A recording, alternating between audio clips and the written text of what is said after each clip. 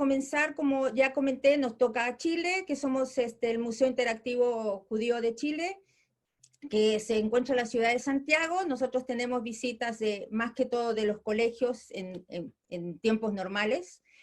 Nos dedicamos a enseñar la historia judía y también el Holocausto. Y lo que vamos a hacer ahora es una charla interdisciplinaria. ¿En qué sentido? Somos 3 personas las que vamos a dar la charla, cada una se dedica a una disciplina. Eso es lo que también quisimos demostrar con esto mismo, la diversidad de la que nosotros queremos presentar en el museo, ni nosotros como judíos, grupo minoritario en cualquiera de los países que... así que va a empezar, la charla va a tener una dinámica de tal manera de que va a empezar Nancy Nichols. Ella es historiadora de la Pontificia Universidad Católica de Chile. Ella nos va a narrar qué es lo que pasaba con el aparato estatal chileno frente a los refugiados judíos anterior y durante la Segunda Guerra Mundial y su llegada a Chile.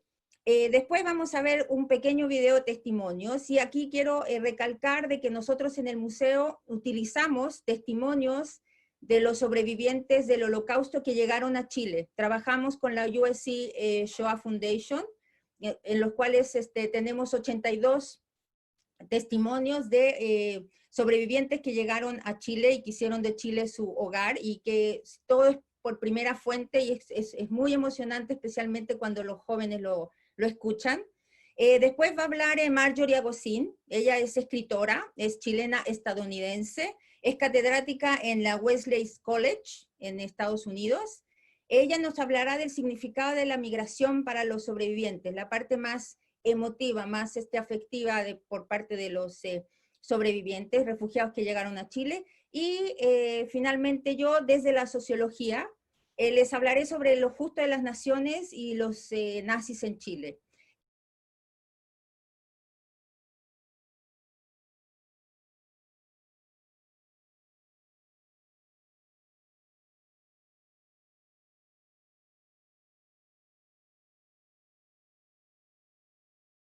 El cónsul chileno en Berlín no me había otorgado la visación.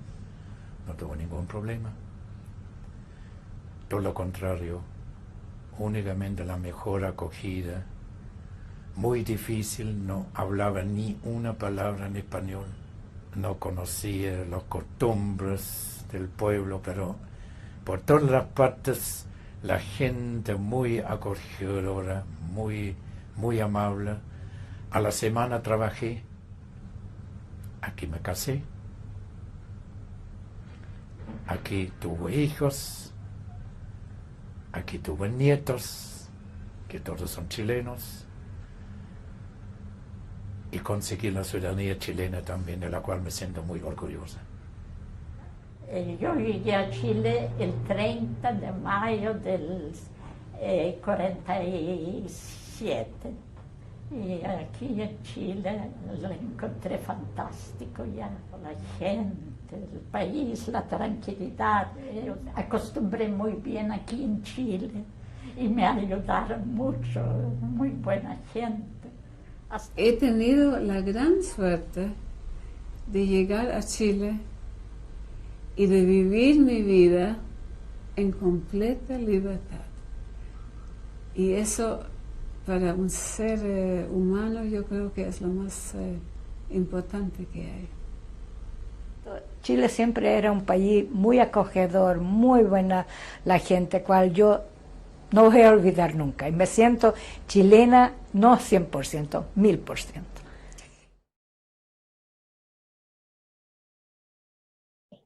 Bueno, muchas gracias por la invitación a poder estar aquí, y en honor al tiempo voy a partir inmediatamente.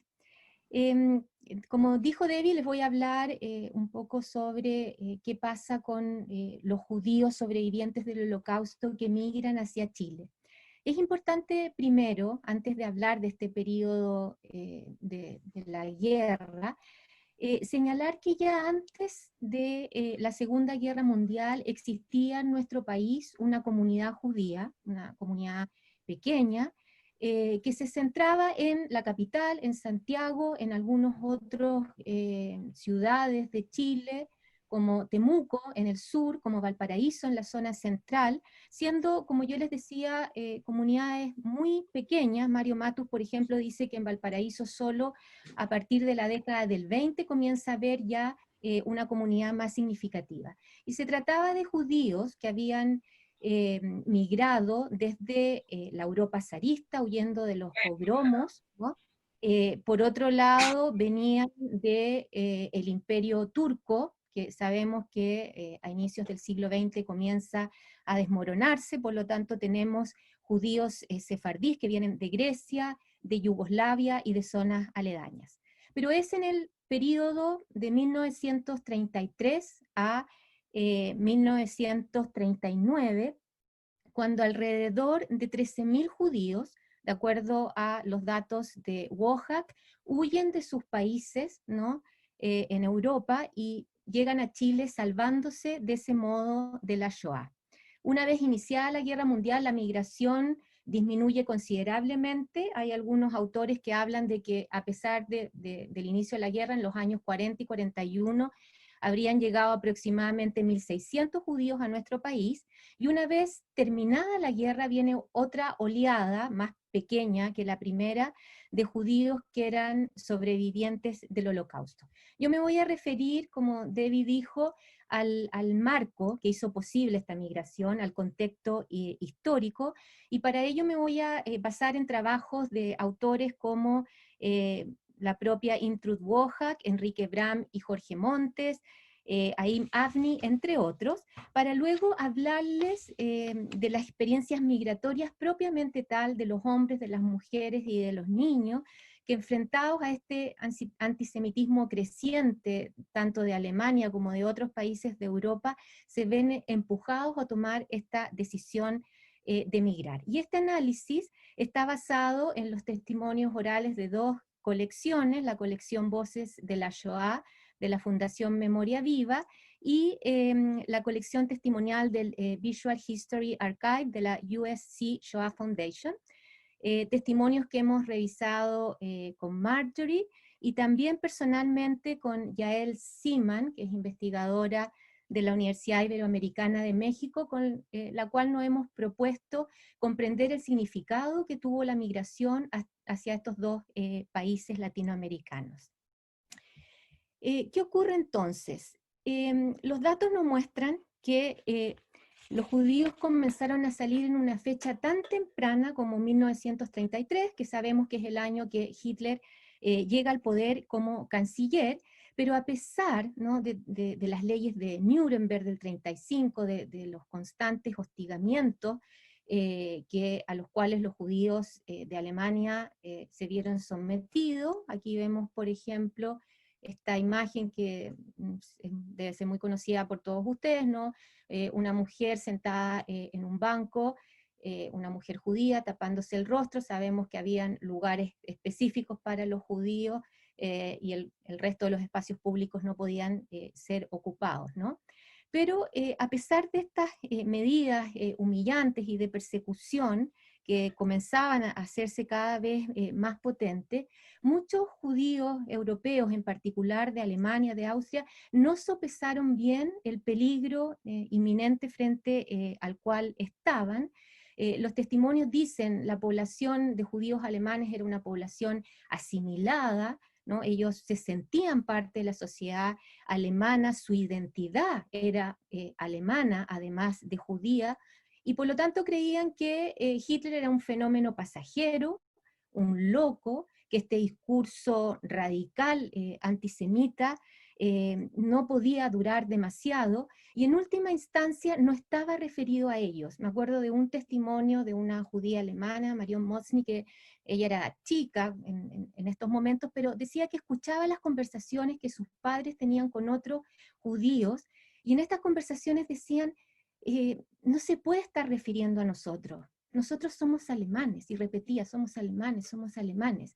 Tal vez se refiere a los judíos de la Europa del Este, pero no a nosotros, ¿no? Y reforzaba esta idea el hecho de que muchos hombres judíos habían luchado en la Primera Guerra Mundial e incluso habían sido condecorados, ¿no? Aquí vemos también otra imagen típica de este tiempo, cuando las tiendas judías comenzaron a ser señalados. Aquí está la imagen de cómo se escribió en las vitrinas la palabra Yud, ¿no? Para señalar que esta era una tienda judía. Pero esta falsa percepción cambió en el momento que también todos conocemos, de la noche de los cristales rotos, ¿no? Este gran pogromo del 9 de noviembre de 1938, en el cual en muchas ciudades, tanto de Alemania como de Austria, se destruyeron sinagogas, se destruyeron las tiendas judías, se destruyeron las casas, ¿no? Murió gente, y muchos también hombres, algunas mujeres fueron enviadas a la cárcel, pero muchos hombres judíos fueron llevados a campos de concentración. Y solo hasta que después de un periodo de un mes o más fueron liberados con la condición de que dejaran el país, se tomó la decisión de emigrar. Ahora ya estamos en 1938, ya había sucedido la conferencia de Vian, que había sido llamada por el presidente Roosevelt para buscar alguna solución a la problemática de la migración judía. Sabemos que no hubo grandes resultados, no hubo ninguna estrategia contundente para abordar este problema. Por lo tanto, este país, ¿no? Chile, que no estaba dentro del imaginario de los judíos europeos, a medida que se iban cerrando, ¿no?, las puertas de otros países como Estados Unidos o incluso otros países de Europa que en ese momento, al no saberse el escenario que venía después, se consideraban lugares para huir, ¿no? Entonces, a medida que se van cerrando las puertas, Chile comienza a ser un posible destino. Y en este proceso a mí me gusta el testimonio que da Günther Sellmann, ¿no? El judío alemán, también un niño en esta época, y que en el año 2009, cuando da su testimonio, dice lo siguiente: mis padres obtuvieron visa para Estados Unidos, pero quería llevarse mi padre a su madre, que estaba en Holanda, viviendo con uno de sus hijos probablemente. Y esta visa nunca llegó. Entonces, al final, lo único que quedaban eran visas para un país llamado Chile, que yo estoy absolutamente seguro que mi papá no sabía dónde diablos quedaba, si en África, Asia o Sudamérica. Y esa fue nuestra última oportunidad de salir de Holanda. Y ya estábamos en guerra. Todavía Holanda no había sido invadida, ¿no? Pero estábamos en guerra. A mí me gusta mucho este testimonio porque además Günther lo expresa con esta expresión tan chilena, ¿no? Donde diablos quedaba, lo que habla un poco de su identidad. Él se hace muy chileno, luego tiene que volver a Alemania, es una historia, digamos, que da para largo, pero él se reconcilia un poco también con su identidad alemana y habla de la complejidad, ¿no?, de la identidad. ¿Por qué entonces Chile, ¿no?, un país desconocido que estaba al otro lado del océano, en el, digamos, último rincón del mundo, que era tan distinto culturalmente, que tenía también un nivel de desarrollo comparativamente con Europa diferente, se convirtió en un destino migratorio? Y acá hay que hablar entonces de la política migratoria de nuestro país en aquellos años. Chile se había caracterizado por una política bastante abierta frente a la migración. En el siglo XIX había estimulado la migración para colonizar el sur, por ejemplo, pero esto cambió después de la depresión del 29, que sabemos que afectó mundialmente, pero en Chile, digamos, fue especialmente aguda y problemática, causó una gran cesantía. Por lo tanto, a nivel de gobierno comenzó a argumentarse de que Chile debía proteger al trabajador chileno y por lo tanto restringir la migración. El presidente Arturo Alessandri, en su segundo mandato, que gobierna del año 32 al 38, llega a un acuerdo con una filial de una organización judía destinada a favorecer la migración de los judíos europeos, la ISEM, para admitir 50 familias judías al año. Una cifra que se sabe que en muchos momentos fue sobrepasada.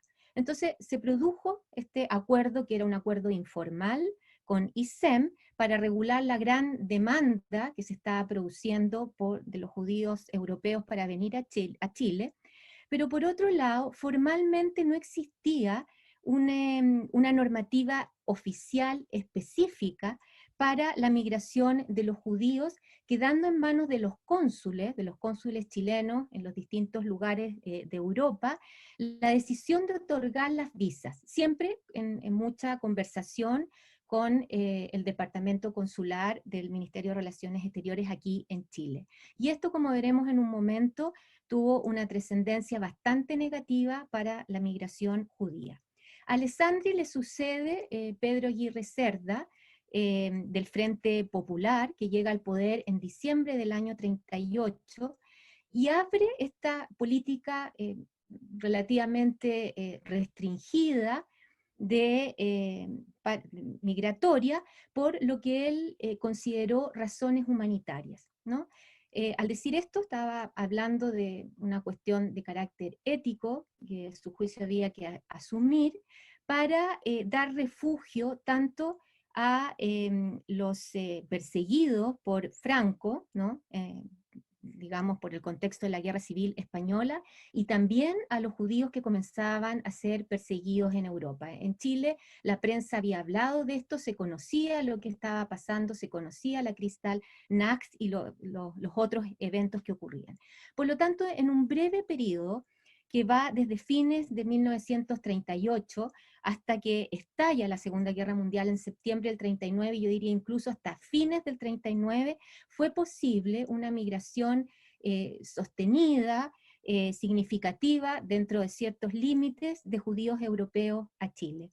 Coincidió con la urgencia, ¿no?, de salir de la Alemania nazi, de Austria y de los otros países que se estaban enterando de lo que estaba sucediendo. Coincidió, digo, con la política de apertura del gobierno de Pedro Aguirre Cerda. Y todavía además no se estaba en guerra, lo que hacía más posible el viaje hacia los puertos de salida en Europa y finalmente el embarque con destino a Latinoamérica.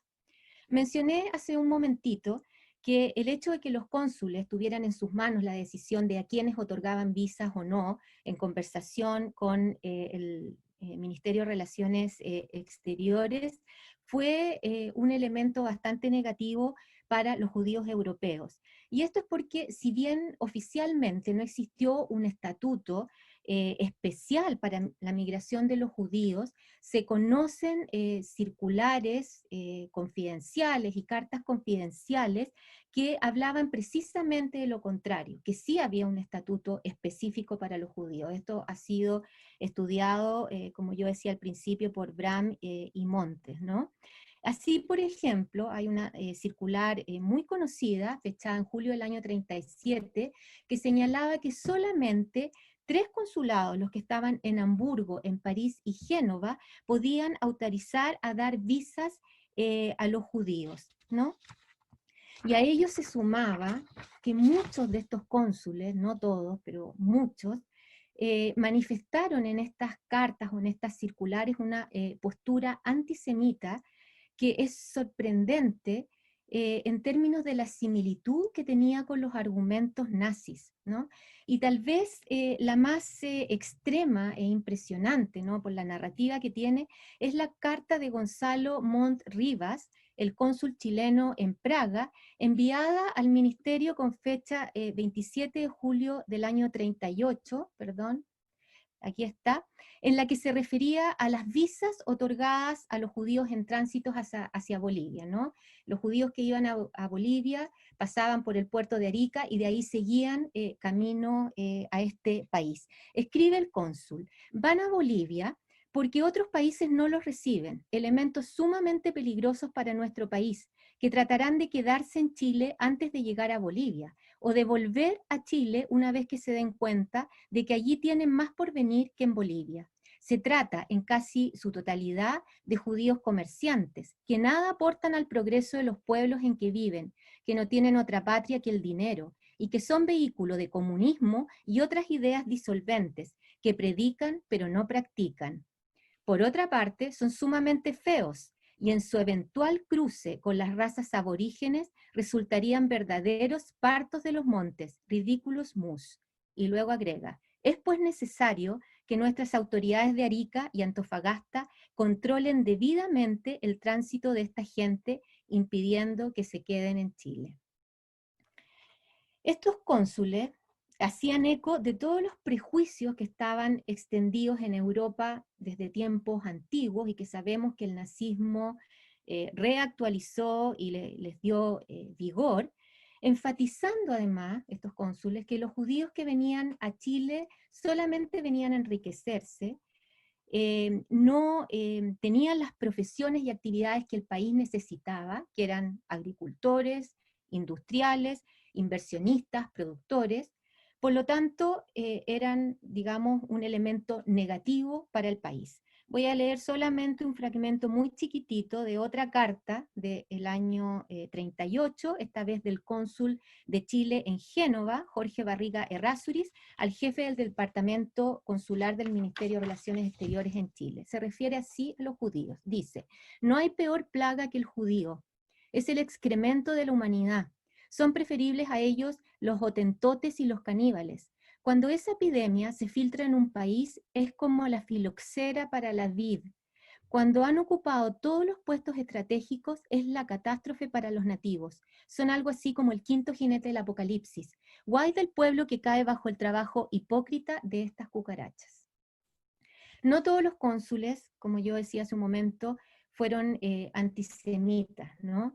Y bajo el mandato de Aguirre Cerda, a pesar de que este cuerpo consular, que había sido parte de la administración de Alessandri, se mantuvo, la migración siguió su curso, ¿no? Finalmente llegó la cantidad de gente que llegó, que no es despreciable, ¿no? En el video que veíamos, Gustav Zellenberg habla de cómo el cónsul de Berlín le dio la visa, por lo tanto, esto habla de que no todos los cónsules eran así, y que habían autoridades, digamos, en Chile que estaban favoreciendo la migración. Y es interesante esto de los cónsules porque nos pone frente a esta pregunta que muchas organizaciones de educación en Holocausto se plantean, del rol que tienen los que no son perpetradores y víctimas, ¿no? Que tienen otros roles que pueden transformarse en figuras fundamentales para el salvamento judío, como son los justos entre las naciones, pero pueden transformarse también en obstáculos grandes como estos cónsules. Pero hubo también otros factores importantes que hay que considerar, además de las políticas migratorias de Chile, en la decisión de tomar a nuestro país como un lugar de destino, y dentro de ello está la familia extendida que muchos de estos judíos europeos tenían ya en Chile, gente que había huido en fecha más temprana o que estaba radicada en este país desde hacía tiempo y que ayudaban en la gestión de las visas. Gran parte de los testimonios revisados corresponden a personas que en ese tiempo eran niños y niñas, y por lo tanto no estaban al tanto de todo el teje-maneje y todas las angustias que implicó conseguir estas visas. Su perspectiva, por lo tanto, es la de un niño o una niña, pero sabemos por sus voces que muchas veces había una tía, un tío, una tía abuela que ya vivía en Chile y que por lo tanto fue también un elemento importante para decidir venir a este país. Y llegaba el momento del viaje, ahí después vuelvo a las otras, que para las familias debe haber sido un momento muy complejo, polisémico, con distintos significados. Por un lado significaba dejar Europa, huir de lo que se avecinaba, que se veía muy oscuro, y por lo tanto la posibilidad de hacer una nueva vida, pero por otro lado implicaba dejar toda una vida, ¿no? La cultura, las tradiciones que estaban ancladas de acuerdo a los testimonios en generaciones y generaciones hacia atrás. Implicaba dejar atrás los hogares, objetos valiosos desde el punto de vista emocional. En el momento del viaje, toda la identidad, ¿no?, judía se ponía en cuestión, ¿no? Pero había algo que yo diría que es más profundo, que se dejaba atrás y que aparece en los testimonios. Los niños daban cuenta, digamos, dieron su testimonio de adultos, pero cuando lo vivieron eran niños, y era dejar a familias que no habían conseguido visas, abuelos, por ejemplo, que no tuvieron la posibilidad de escapar y se quedaron en Europa.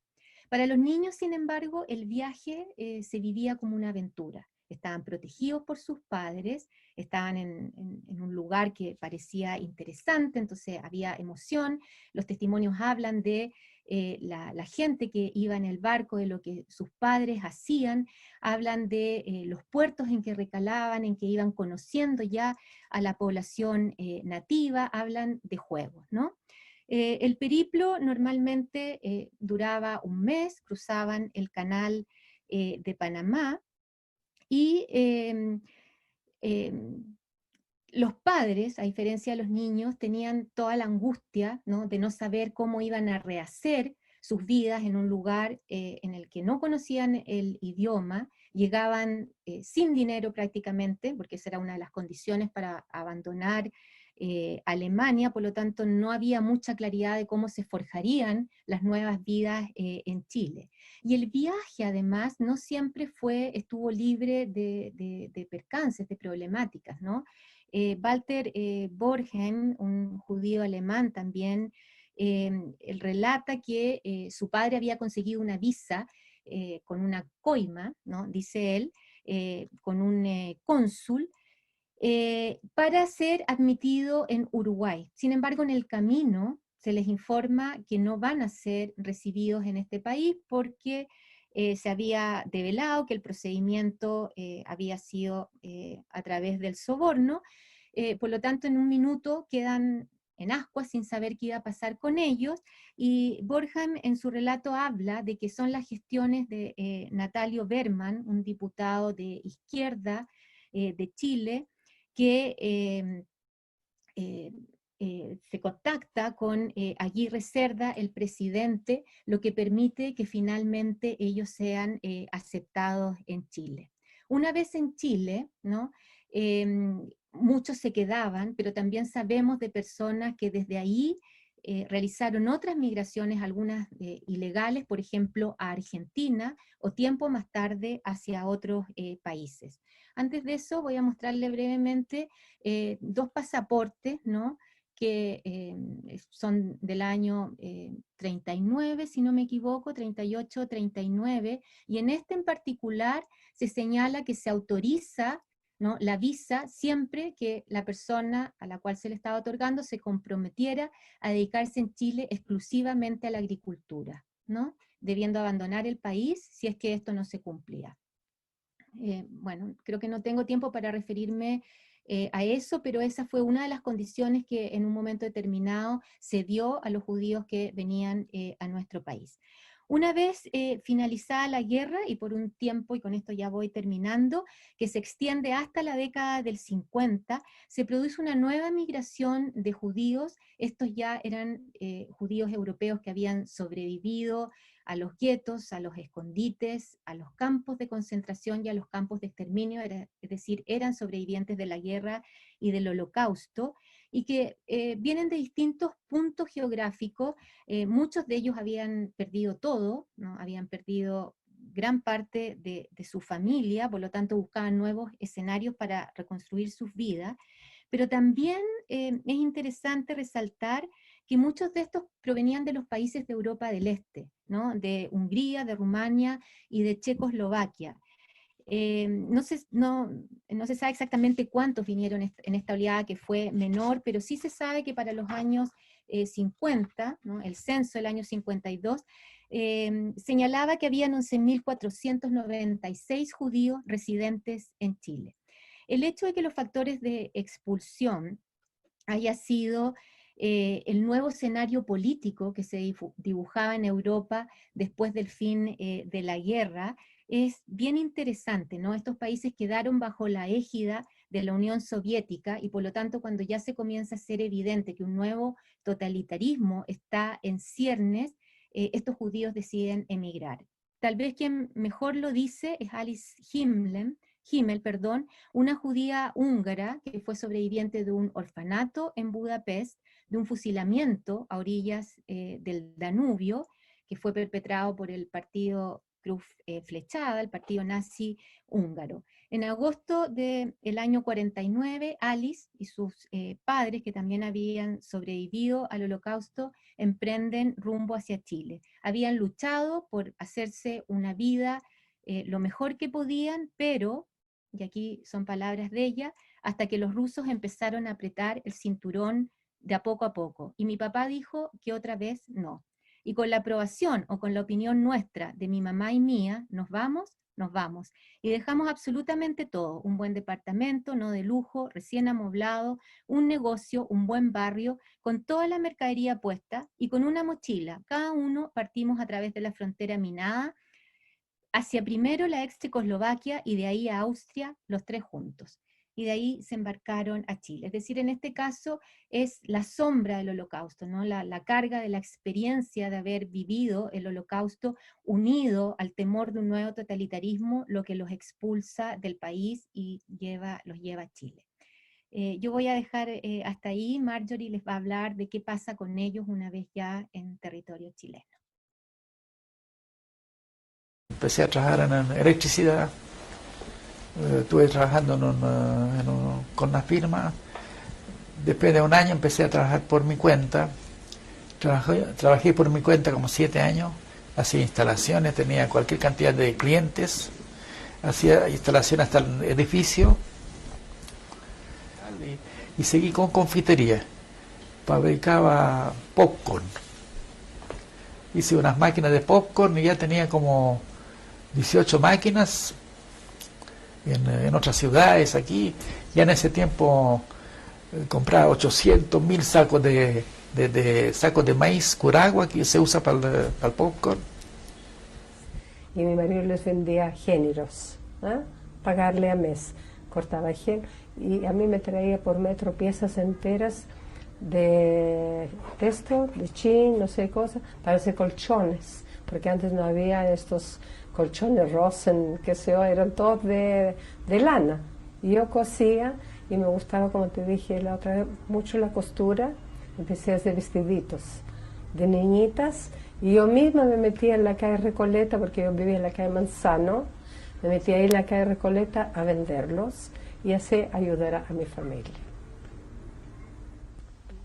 Aquí tenía mi marido un tío, ya que estaba establecido de antes de la guerra, nos esperaba con una casa, ellos vivían arriba, nosotros abajo, y al tiro empezamos a buscar trabajo y estábamos muy bien acogidos también de la comunidad húngara. Creo que éramos los muy primeros que llegaron después de la guerra.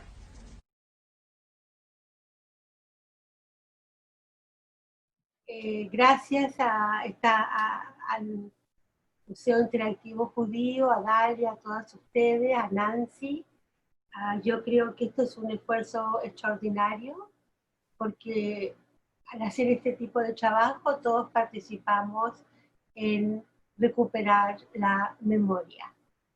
Yo trabajé con Nancy en un ensayo sobre la historia de los judíos en Chile, y mi parte es hablar un poco de la literatura, de las emociones, del sentimiento.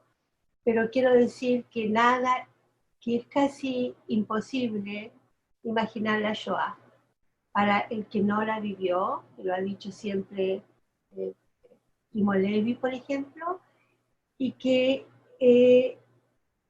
la Shoah significa el quiebre más profundo del pueblo judío. No hay otro quiebre y no hay otro genocidio similar en la historia.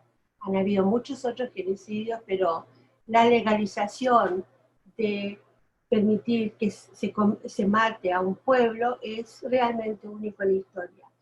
Entonces, lo que yo he intuido y pensado, que hay dos elementos fundamentales en todos los sobrevivientes, y que Nancy y yo los llamamos los viajeros.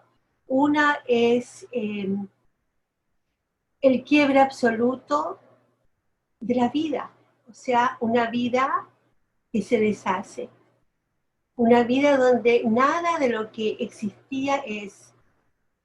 Y la otra instancia es cómo reparar este quiebre. Por excelencia en la literatura, el tema del viajero siempre empieza con Ulises, el gran viajero universal que quiere regresar a Ítaca. Lo espera Penélope, su esposa, y su hijo Telémaco. Pero estos viajeros son los viajeros más solitarios de la historia, porque nadie los espera. No hay Penélope, a lo mejor la familia ha quedado atrás, y hemos visto también en la historia contemporánea de ahora, como muchos sobrevivientes que llegan a Chile llegan solos. Existe también el problema del lenguaje, que no es solo aprender un nuevo idioma, pero es vivir en ese idioma, entenderlo y sentirlo. Yo creo que eso también ha sido un gran temor para los que llegan. Cuando Nancy y yo investigamos mucho de los testimonios, nos dimos cuenta que no se menciona mucho la travesía. Era una travesía difícil, larga, no venían en barcos de lujo, pero se hablaba muy poco de lo que implicaba cruzar la costa del Atlántico, entrar por el canal de Panamá, llegar al Pacífico, nada. Es como el hecho de que se menciona tan poco significa que todos estos viajeros vivían en un gran silencio y en un gran temor. Pero sin embargo, se encuentran testimonios de sobrevivientes que llegan a Valparaíso y describen a este puerto con toda su belleza y hermosura. Uno de ellos es un lejano pariente mío, Isaac Smirnov, que dice que cuando ve las luces de Valparaíso parece que se encuentra con una estrella maravillosa que lo ilumina. Entonces, junto con el tema de reparar, el quiebre, el reparo y la otra interrogante, ¿cómo se compone? Y en este texto yo usé una metáfora que me parece relevante al estudio de la Shoah. Es que hay una cerámica japonesa que cuando se quiebra y se une los pedacitos, se quiebra totalmente, se convierte en la cerámica más preciada y más bella. Es decir, de lo que se rompe, se hace algo hermoso. Y yo creo que esta es una metáfora muy especial para describir a los que llegaron a Chile. Llegaron en pedacitos. Ellos tuvieron que recoger sus pedacitos y armaron sus vidas, se casaron, tuvieron hijos y prosperaron. Y creo que fueron los viajeros más solitarios de la historia, pero también se convirtieron en una verdadera comunidad, junto con las personas que los acompañaban en la travesía y junto con el pueblo chileno. Chile ahora atraviesa momentos muy difíciles, pero no debemos olvidarnos de la solidaridad de las personas que vemos todos los días, y no debemos olvidarnos que nosotros también salimos de Egipto, y en el fondo todos nosotros somos viajeros. Quiero leer, creo que la poesía tiene su propio lenguaje, tiene su propia inteligencia y tiene su forma de mirar el mundo.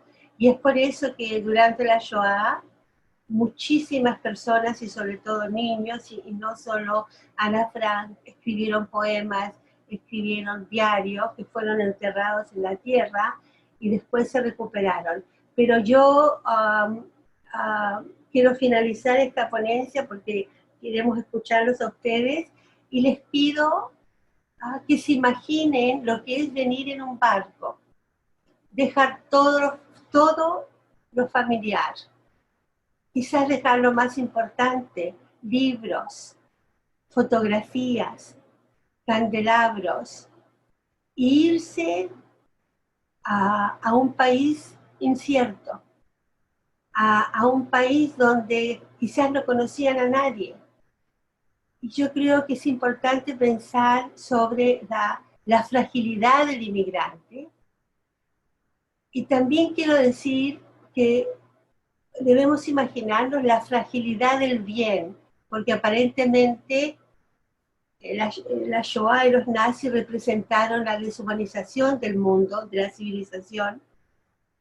La bondad sí apareció, y apareció en los que los recibieron. Entonces les pido ahora que me acompañen. Yo pensé en este poema por la llegada de mi bisabuela a Chile justamente en 1939, y se escapó a Hamburgo en la noche de Kristallnacht. Imaginar un navío rigurosamente oscuro, silencioso, dolido, como los pasos clandestinos de los prófugos desdichados. Imaginar el navío, secreto, vigilante, se aleja del puerto, atrás el destino de los muertos, una Europa descompuesta. Imaginar ese navío, y tan solo ese navío, como una melodía que se fuga de la muerte oficial, del castigo por el origen, condenado por el nacimiento. En ese navío que cruzará el mar de nadie, los paisajes de la aterradora memoria, van los judíos, descalzos, desnudos. La única pertenencia es la posibilidad de la vida, de ser la vida, de vivir la vida. Y con esto quisiera también finalizar y explicar que dentro de esta temática de la incertidumbre, de lo que se va a encontrar en el nuevo país que acoge, también existe esta idea tan profunda y tan desesperante que no hay retorno posible. No pueden regresar a esa Europa en llamas. Luego se regresa, pero no se regresa de la misma manera. Con esto voy a terminar. Muchas gracias, Marjorie. Le diste el rostro humano a toda esta difícil tarea que hemos estado haciendo, y especialmente a los refugiados que llegaron a Chile. Ok, vamos a empezar. Yo un poco parto con justamente de lo que estuvieron hablando Nancy y Marjorie, que significa los judíos no tenían a dónde ir, los refugiados no tenían a dónde ir. Como bien lo mencionó Nancy en la conferencia de Vian, fue muy poca la predisposición de los países para abrir sus fronteras. Tenían cuotas mínimas para los judíos. El único país que aceptó fue República Dominicana, que tampoco tenía capacidad, pero por lo menos había predisposición. Y aquí vemos claramente que no tenían a dónde ir, y como Chaim Weizmann lo menciona, que estuvo presente en la conferencia de Vian, después fue el futuro presidente del Estado de Israel, dice: el mundo parece estar dividido en dos partes. Una donde los judíos no pueden vivir, esto se refería a Alemania particularmente, y la otra donde no pueden entrar, es decir, ni acá ni allá. Seguimos para adelante. Perdón. Entonces, acá estamos viendo si Chile, ¿cuál fue la actitud de Chile? Un poco reforzando lo que decía Nancy, Chile adoptó una posición neutral durante la Guerra Mundial, es decir, consideraban que a pesar de cómo les influía a ellos no tenían que intervenir en una guerra que no les pertenecía, no. Entonces, hubo una conferencia de Río de Janeiro en 1942, donde Estados Unidos quería influir en los países de América Latina para que dejaran de ser neutral, sino que más bien estuvieran en contra del eje. ¿Y por qué comento esto? Porque vamos a ver ahora un pequeño video muy interesante que es de un noticiero de Estados Unidos, acerca de cómo hacen un rally, es decir, en Chile, y tratando de apoyar a Estados Unidos. Esto quiere decir de que Chile deje de ser neutral y pase a estar en contra del este.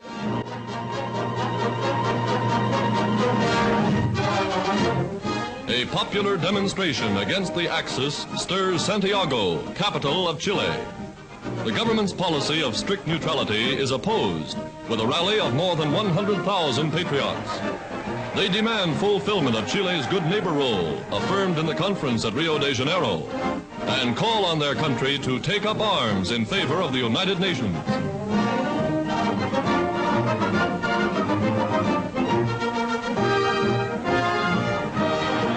Parading through the streets with flags of Britain and the United States, their signs leave no doubt as to their sentiments. Chileans eager to become allies in America's fight for victory.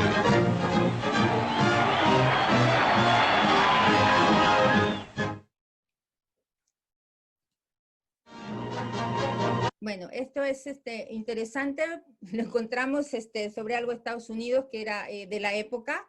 Entonces, Estados Unidos, como dije, ingresó a la guerra en 1941, después de Pearl Harbor, y entonces Chile, recién en 43, el gobierno de chileno rompe relaciones diplomáticas con Alemania y los países del eje, y declara la guerra contra Japón en 45, cuando ya a poco tiempo de terminar la guerra.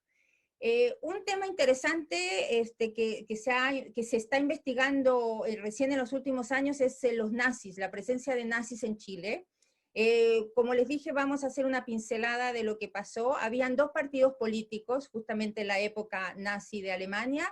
Tenemos el Movimiento Nacional Socialista, que fue del 32 al 38, después se convirtió en la Vanguardia Popular Socialista. Este personaje que vemos acá, Jorge González Bonmaré, es el líder del Movimiento Nacional Socialista, y el Partido Nacional Fascista, que solo estuvo 2 años. Tenían poca influencia, pero de todas maneras vemos de que estaban presentes. Incluso hubo una división extranjera del Partido Obrero Nacional Socialista Alemán, es decir, del partido nazi, acá en Chile. También otro dato que es interesante es que habían, al parecer, 2 redes de espionaje que entregaban información a los nazis. ¿Quiénes eran estas personas? ¿Quiénes eran los que componían el espionaje o que estaban a favor? Eran emigrantes que habían llegado antes de la guerra, alemanes que estaban a favor del nazismo, hijos de estos inmigrantes, o gente chilena que que le interesaba o que se identificaba con el fascismo o con el nazismo. ¿Qué pasó cuando termina la guerra? Varios líderes alemanes, ¿sí? de grandes puestos encontraron refugio en el continente cuando buscaban escapar de los juicios de guerra generados por los aliados, y varios llegaron a varios lugares de América Latina, especialmente Argentina, Chile, llegaron, Paraguay, y queremos rápidamente mencionar a Walter Rauff, que es un caso en Chile. Él era oficial de la SS, introdujo un método de matanza masiva, la inhalación de monóxido de carbono en camiones, ¿sí? Aquí vemos, por ejemplo, a Wiesenthal, Simón Wiesenthal, investigador y cazanazis, que está mostrando, por un lado, la foto de Walter Rauff, y por otro lado, la ambulancia que utilizaban, que era un camión utilizado para asesinar judíos. Al final de la guerra, Rauff escapó de un campo de prisioneros norteamericanos, fue ayudado por gente del Vaticano, estuvo en Siria y en Ecuador hasta que llegó a Chile y se radicó en Chile en 1958, primero en el sur de Chile, que es donde estaban la mayoría de los alemanes, pero desde 1962, es decir, 4 años después que se radicó acá, fue solicitado por la justicia internacional a la Corte Suprema chilena su extradición, lo cual fue rechazada. Aquí vemos la petición de extradición de una carta que se le mandó a Simón Wiesenthal de parte del presidente Salvador Allende, diciendo que él no podía entregar de nuevo a Rauff porque apelando a la prescripción de los crímenes como lo había hecho la Corte Suprema. Y acá tanto Salvador Allende como Augusto Pinochet, con 10, 11 años de diferencia, no negaron las demandas. Entonces, ¿qué ocurrió? Acá ponemos finalmente la portada del diario La Tercera, que cuando se publica la muerte de Rauf en 1984, quien fue responsable de la muerte de más de 90.000 personas, y vivió impunemente, murió libremente, y de manera natural de su muerte en 1984. Otro dato que es interesante es el material sobre la época nazi en Chile, es decir, se han escrito algunos libros, pero se ha tenido pocos datos hasta que el departamento 50, así se llamaba este departamento específico, porque el anexo era el 50, de la Policía de Investigaciones de Chile, lo que acá conocemos como la PDI, que estaba liderado por Hernán Barros Bianchi, realizaron labores de inteligencia entre el 37 y el 44, para poder identificar y desmantelar redes de espionaje que había acá en Chile y también en el continente. Pero por suerte estos archivos estuvieron clasificados, no se podían ver, eran secretos, y hasta en 2017, hace 3 años, que se desclasificaron y son entregados al Archivo de la Nación. Por lo tanto, hoy cualquiera puede tener entrada a ellos. Por otro lado, esto es bibliografía, que entiendo también están poniendo en el chat, todo tipo de bibliografía que hay sobre los nazis y sobre esa época acá en Chile. Quiero terminar hablando del justo entre las naciones. ¿Y por qué? Porque tenemos 2 justos entre las naciones chilenos, de los cuales estamos muy orgullosos. ¿Qué es lo justo entre las naciones? Es una distinción otorgada por Yad Vashem a personas no judías, que arriesgaron su vida para salvar a judíos durante el Holocausto, ¿sí? Y esto es importante porque uno de ellos fue Samuel del Campo.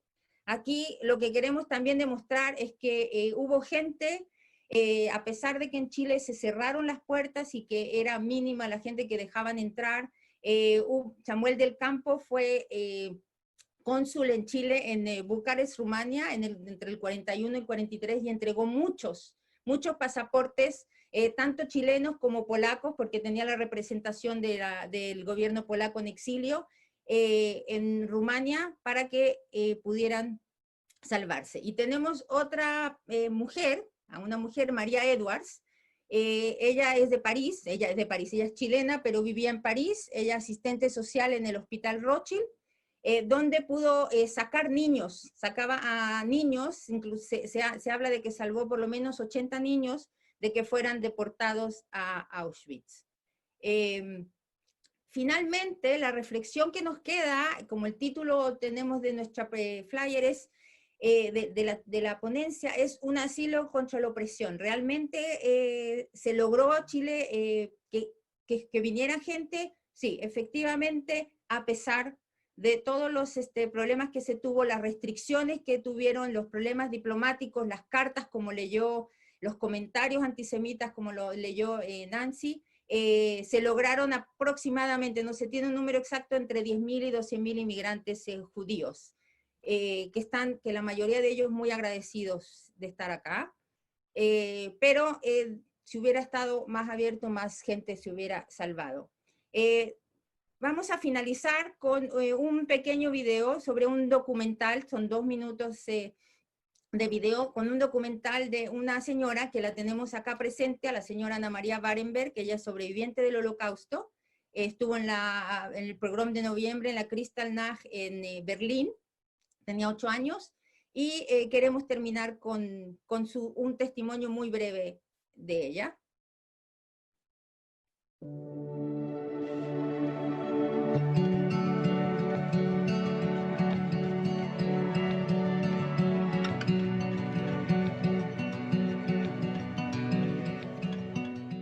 Realmente estoy impactada y estoy muy sensible o vulnerable en este momento en que puedo compartir el volver a la moneda y andar sobre la vereda con mi bisnieto. Me estoy devolviendo a mi niñez, que fue tan distinta a la niñez tan alegre y feliz que pueden vivir mi familia, mis nietos y mis bisnietos.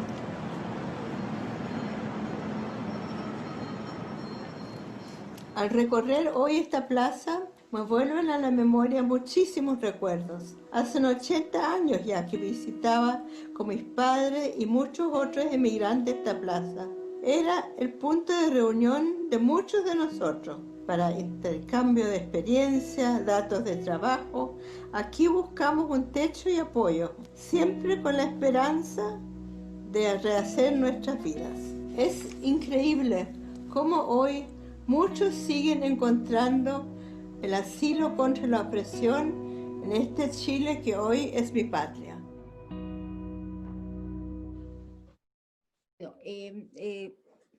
Les queríamos aclarar del asilo contra la opresión, es una frase del himno nacional para los que no vieron el primer video.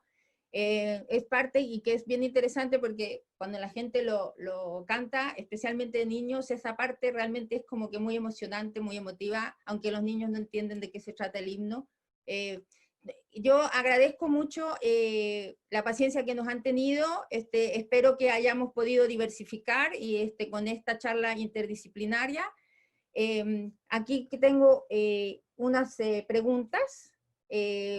Aquí me están haciendo, si los gobiernos de Chile hubiesen sido íntegros, hubieran cambiado a esos cónsules antisemitas y racistas.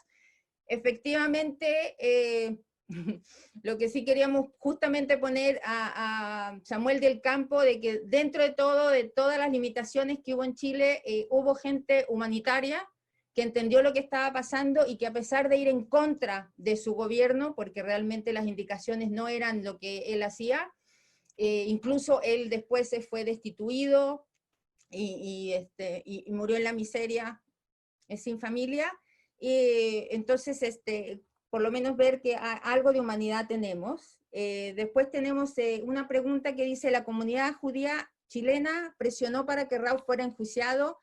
Mira, yo no estoy al tanto, si es que sí, yo creo que sí hubo.